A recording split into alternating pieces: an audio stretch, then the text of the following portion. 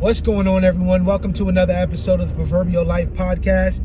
This is a podcast that encourages Christians to look to Christ, live wisely, and leave a legacy behind for generations to follow. All right, y'all, let's get right into it. Today, we're going to discuss the Joe Biden-Trump debate.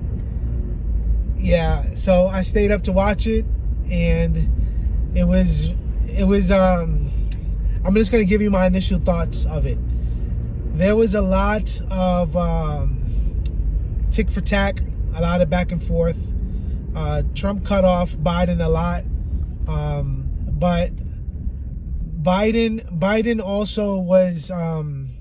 There was a lot of sophistry. There was a lot of deception and lies and the twisting of words and ideas from Biden. And just to set the record straight, I'm not pro-Trump. I'm not against Trump. I'm against Biden.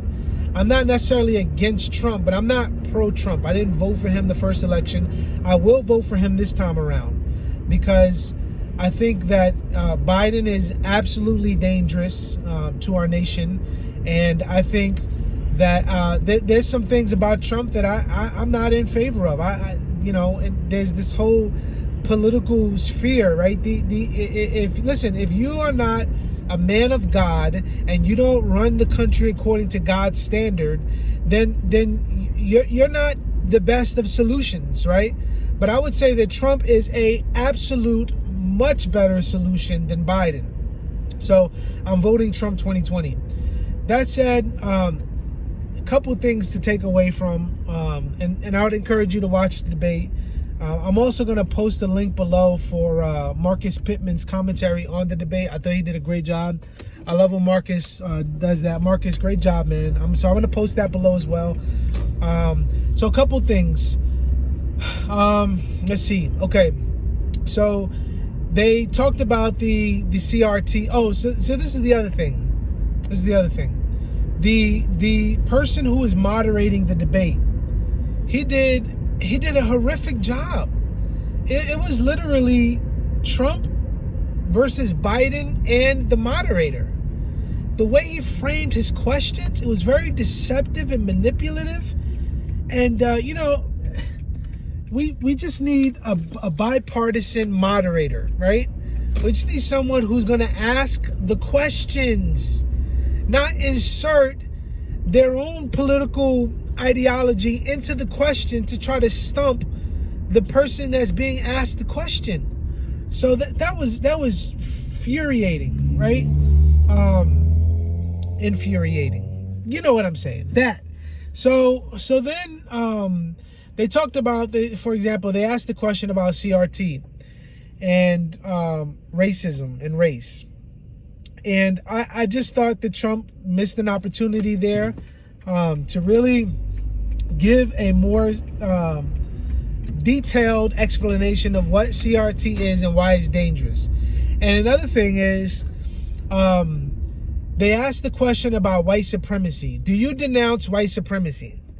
And I felt like Trump missed that opportunity, not so much to denounce it because he's denounced it in the past, but he missed an opportunity for them to define what white supremacy is, right? Because if you don't provide a definition of white supremacy, then if you're for the Constitution, if you're in favor of law and order, then you're a white supremacist based on CRT's definition. So that was a missed opportunity from the president to say, listen, I would be glad to define, to renounce white supremacy if properly defined. So I need you to define what white supremacy is to you. Now, based on those terms, I can denounce it or not denounce it, right? So that's huge that I feel like the president missed out on. Another thing, this was a little tricky one by Biden, but he walked right into a Mike Tyson uppercut, right? He set himself up for this one. Remember Mike Tyson, he'll hit the ribs, boom. As soon as you hit the ribs, your hands go down, bang! And this is what happened. So Biden went on this diatribe of how his son his son was in the armed forces and he did a great job and da da da da da. So Trump said, which one? Which son are you talking about? Hunter? And he says, no, not Hunter, Bo. And he says, but Biden never specified which son, as if the trick was, you know, because at one point prior to that moment, they were talking about Hunter. Hunter is the one who was getting, I think he got like some astronomical amount, millions of dollars from Russia. If I'm not mistaken, Russia, Ukraine, you know, all that.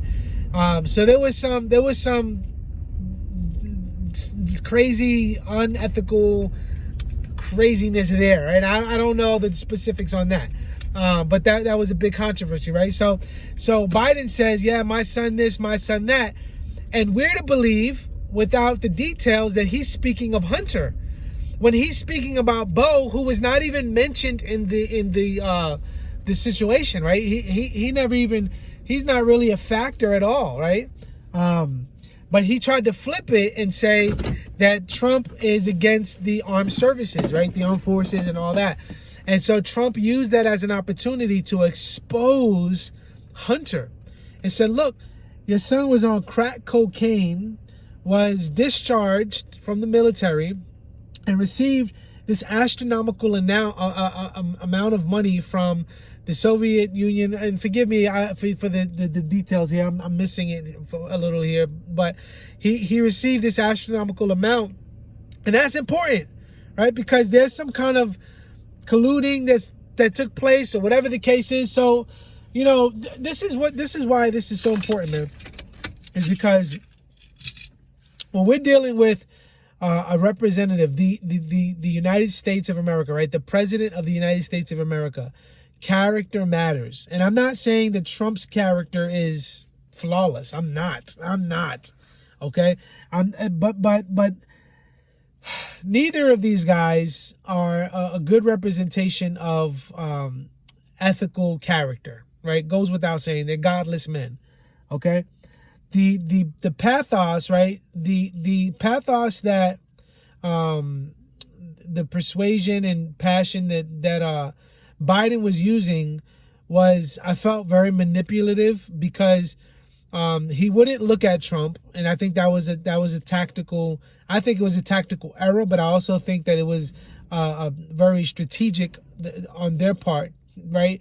That their method was to not give Trump any eye contact and to try to come out looking like the innocent grandpa. That's what I felt like, right? I felt leaving that it was like an innocent grandpa and Trump was a bully. But I felt like that was purposeful in how they tried to bring that message across, because there was a lot of things that Biden said that was absolute trash, that was straight out, flat out lies. Trump is a racist. Okay, folks, Biden was in some political office, you know, he was in politics. He's been in politics for 47 years. He was the main proponent, he and the Clintons were the main proponents for passing bills that were specifically racist toward black people. Okay? I think it was 94. They passed some act, and Trump brought this out. Basically, he called black people, it wasn't savages, but it was something along those lines, where he downgraded black people, right? And so Biden is the racist. And so he tried to flip it and say that Trump is the racist, and he did so by pointing out the COVID, right? Look at all the amount of black people that are dying. You shut the nation down too late. And so he flipped the narrative, when, just as a reminder, a couple things here. Trump closed our nation down earlier than the Democrats wanted him to shut it down. If you remember back in, was it March, I believe, or maybe late February, early March, Cuomo and the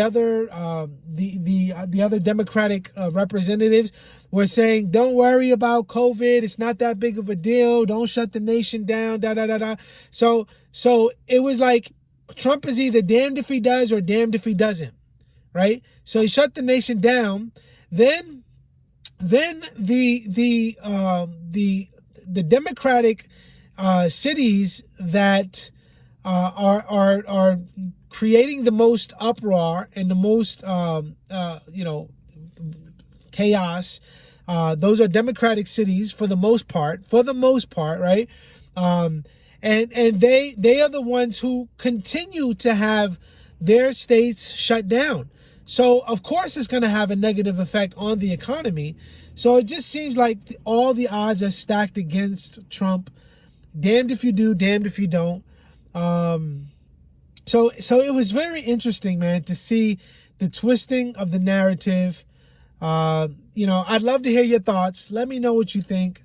Let me know if you watched the debate. I'm going to post a link below to Marcus Pittman's commentary on it. I thought he did a great job. Marcus always does a great job. Make sure you subscribe to his channel if you haven't. I am King Ginger, I believe, but I'll post that below as well. Like this, share this, leave a comment behind. Let me know what you think. Any thoughts, any insights that you've seen. I'm sure there's more. Lastly, tonight I'm going to have a conversation with a brother. What's his name? His name is Justin Wilson from Adventist Hermes. Check him out. He has a YouTube channel as well. Check him out. But we're going to have a conversation tonight about race and politics. That'll be 5 p.m. Eastern time. All right, y'all. Grace and peace. This is The Proverbial Life, a podcast where we encourage Christians to look to Christ, live wisely, and leave a legacy behind for generations to follow. Till next time. Grace and peace, y'all.